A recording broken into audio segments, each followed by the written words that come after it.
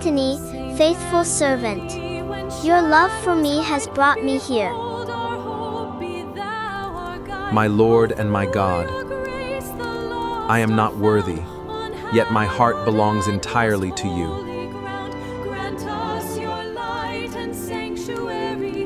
Remain humble and continue leading souls to my love and mercy.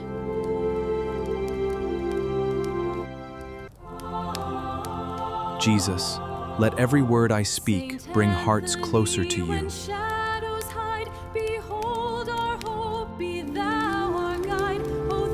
Those who seek me with sincere hearts Shall never be abandoned.